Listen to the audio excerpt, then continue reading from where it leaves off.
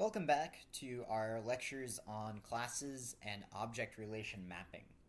We're going to continue building out our example of kind of operating a human resources program at a company. And we're taking the kind of object-oriented approach at the moment, defining all of our Python classes that will serve to represent employees in the company, as well as project groups. So in the previous lecture, we defined a person object. But at our company, people have roles. Some, people at the company are generally employees, and some of those employees are managers. So we're going to define some classes that inherit from that person class we defined earlier and expand upon or alter the functionality of the person class to add specific attributes and methods that are relevant for employees of a company. So employees at a company, in addition to having all the properties a person might have some additional properties. They might have an employee ID and amount of work they can produce in some unit time.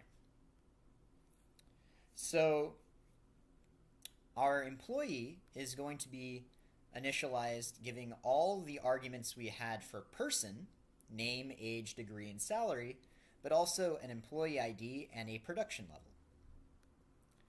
And the first thing we do when we initialize a person object is first to essentially initialize when we initialize an employee object, the first thing we do is to essentially initialize a person object.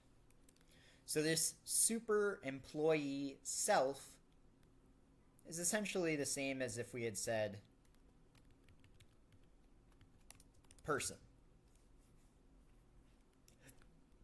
It's a little bit more general because we don't need to explicitly refer to the person class. We just refer to the superclass of employee.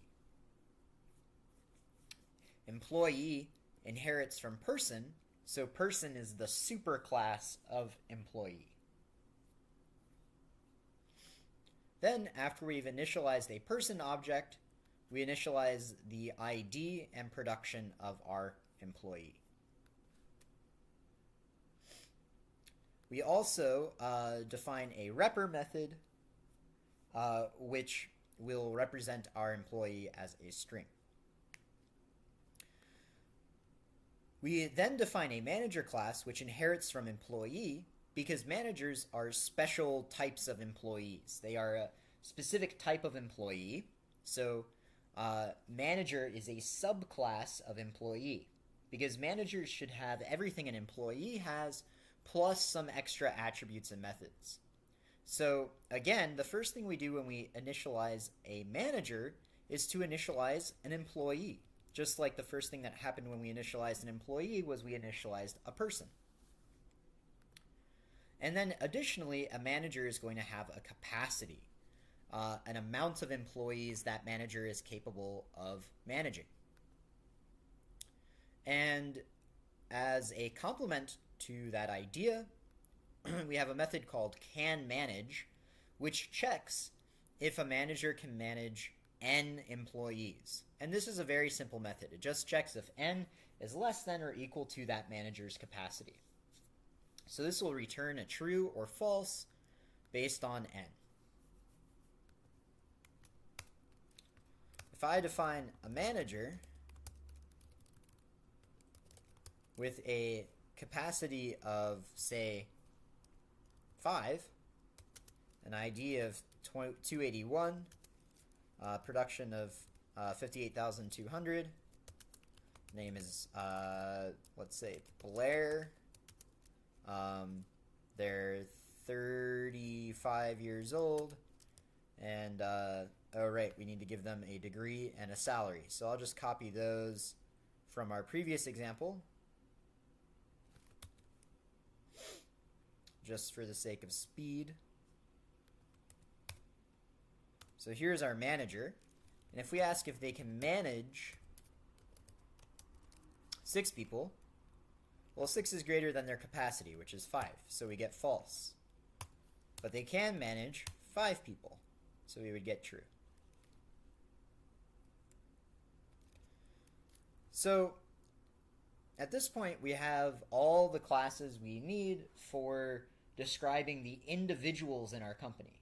Our company has employees. Some of those employees are managers. And that will give us like a very basic structure for the company. But we're going to introduce some additional objects to illustrate the organization of the company. So it's commonplace for managers and employees to be grouped up into teams. And teams might work on specific projects or handle specific lines of business, or have particular responsibilities that are complementary to each other. So we're going to define a team, but first, just like we defined a person, which was a sort of general base class for that we would inherit from when defining employees, we're going to have a general group class. And this is very useful because a team will be a type of group. Team will inherit from group. But we're also going to later define a company, which is not a type of team, but is a type of group. So company will also inherit from group rather than from team.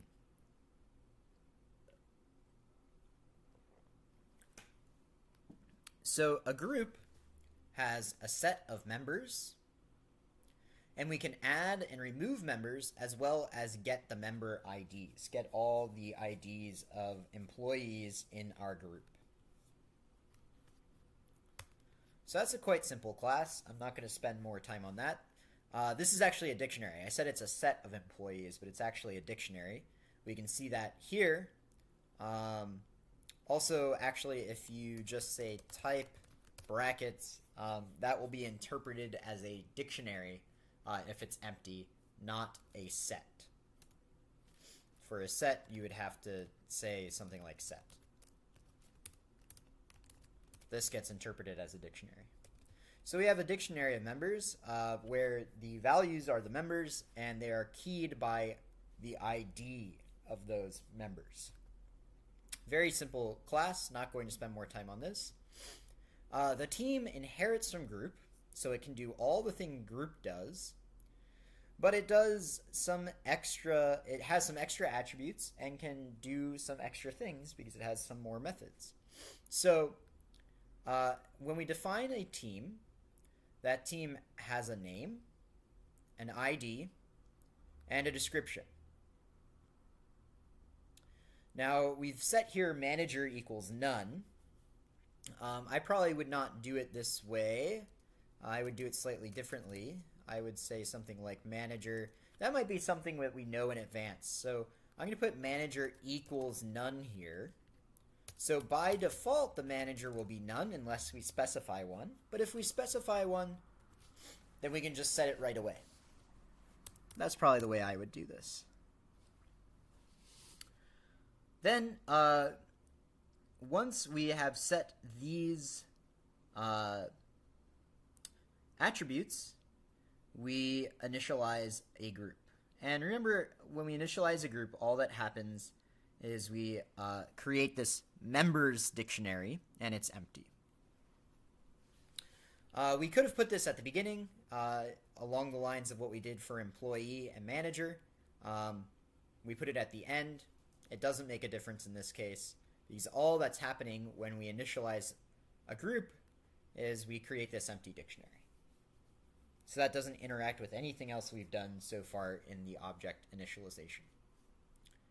And appropriately, we can do things just like a group, we could add or remove members. For a team, we can add and remove the manager. Likewise, or slightly differently actually. We have some methods that take advantage of the structure of the objects that make up our team. So we have this check health method, for instance, which checks whether a team has no manager,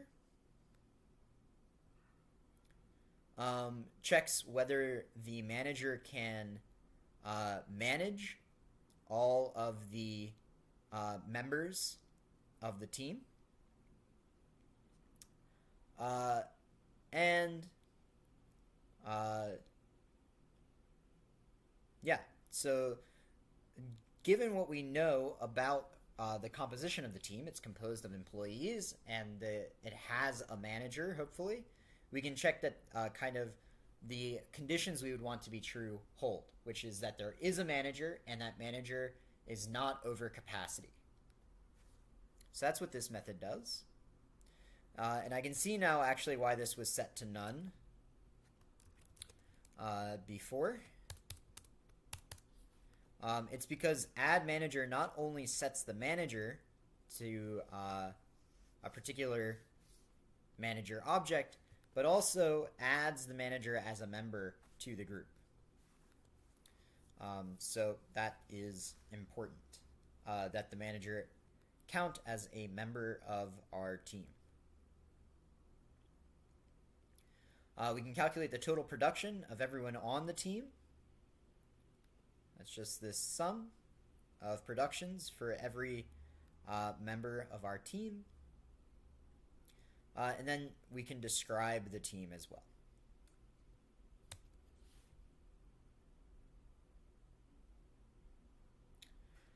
And then finally we have a company, which is another type of group, but different from team. So a company does not have a description or an ID or a manager. It just has a name and members. Just like the team, for production, we're going to sum up the productions of all the members. Notice for team, production is an attribute with an attribute of I. It's just a variable, because we expect I here to be an employee or a manager. Here we have brackets after production, which means we're making a function call. This implies that we expect the members of a company to be something with a production method. In particular, in this case, a team. What if we wanted to allow a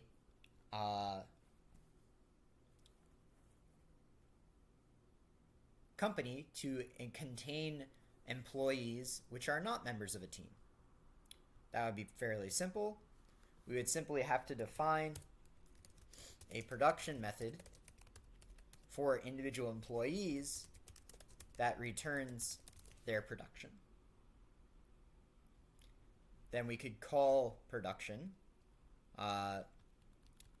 This gets a little bit complicated because now we've overloaded self.production. This is self.production, as is this. So we might say something like,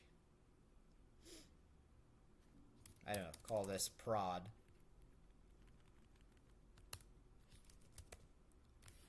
And then down here, for team, we would just call the production method of the employees. But I'm not going to do any of that. I'm just illustrating that we could choose to do this somewhat differently if we wanted our company to have employees that are not assigned to a team.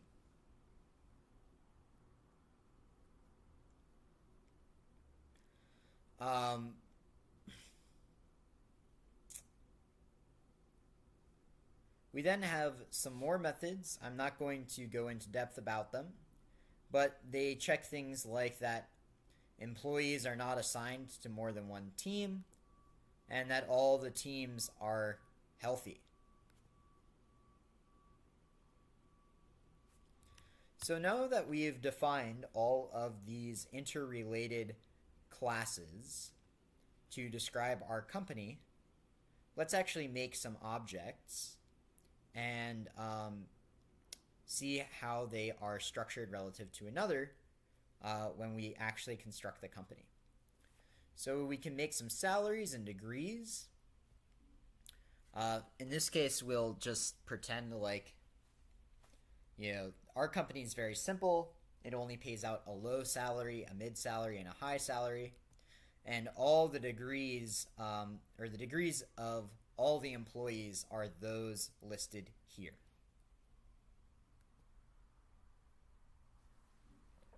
We'll make some employees. Fred, Amy, Erica, Jerry, Sam, Danny, Carrie. And for the most part, their IDs are just incrementing by 1, but there are some gaps between 2 and 5, 5 and 7, etc. And then we'll also define our managers, and that's where actually those gaps in the IDs are. Arnold is employee ID 3, Sally is employee ID 4, Molly is employee ID 6, and they have some different capacities, 5, 10, and 10. We can initialize some teams, tech, sales, and executive. And we'll put some of the employees on the tech team and add a manager to the tech team. We'll put some employees on the sales team and add a manager to the sales team. And then the executive team at our company has just a single member, and that's its manager, Molly, who is probably like the CEO of the company, right? They're the only manager in the executive team, the only member of the executive team. So they're probably the highest in our hierarchy in the company. And then we can make our company object, and we add each team to our company. Now, what's pretty interesting is in our class definitions, we had all these inheritances and also all these places where we made some kind of assumption like, oh, the members of our team, we can iterate over those members and sum up their production, because we know the members of our team are going to have a production attribute because they're going to be employees. And because of that inheritance and because of the way those classes interact, using the attributes and methods of other classes that we expect to be stored in the attributes of classes like team, we can, from a very high level, from the company level, get a lot of information percolating up from the very low level objects like employees, degree, salary, etc. So when we describe our company, we can, for instance, say, okay, the company is healthy and has this total production.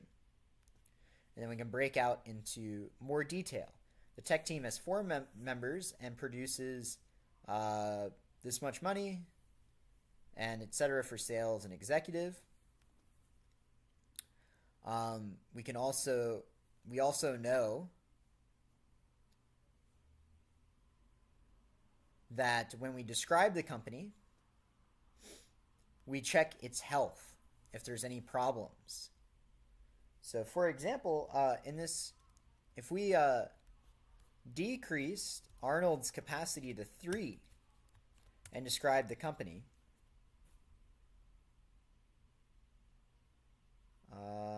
why did this not work?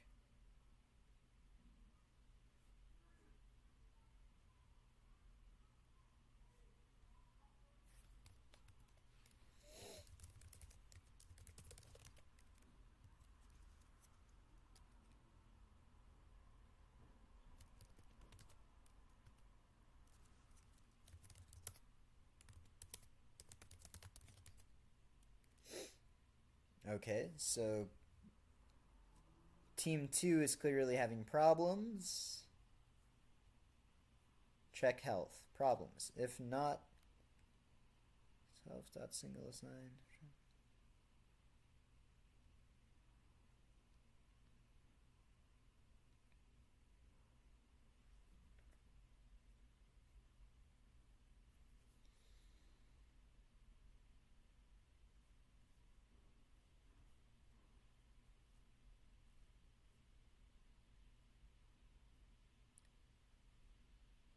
So we can see that team 2 is having a problem. We did team 2 here. Check health. False. Too many employees for manager. So at the company level,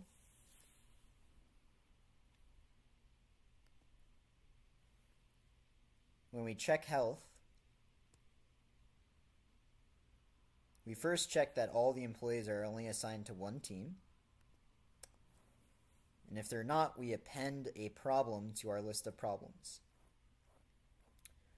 And then for every member, we check those are teams, we check the health of that team.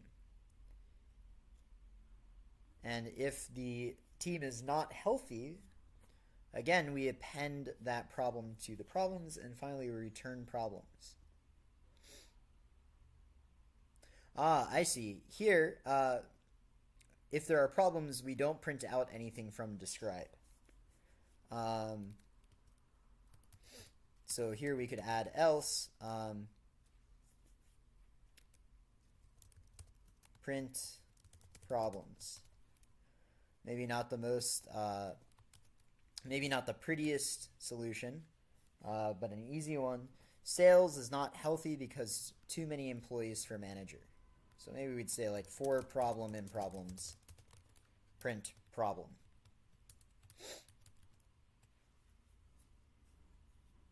Perfect. So we can see that like changing things about these low level objects like manager has an impact on what we get reported back from the company when we use its methods to introspect its state. We can even drill down into the company and pull out those low-level objects like an employee carry by looking at the members of the company, those are teams, and then the members of that particular team. So this is a really nice kind of like hierarchical and like structured model for what our company looks like. However, recall that since these are Python objects, they're stored in memory, which means that this is a fine working model for our company, but as soon as we shut down our computer or close our Python session, all the data gets lost. And furthermore, it's very difficult to share this data with others because it's in the memory of our computer. So we would like instead to permanently store the data in a backend, namely a database, which will be persistent and can be accessed by any number of applications concurrently over the internet, perhaps. And so what I'm describing is essentially we would like to store our data in something like a SQL database while maintaining these nice kind of object type abstractions for interacting with the data in Python. And that'll bring us to object relation mapping, which we'll discuss in the next video.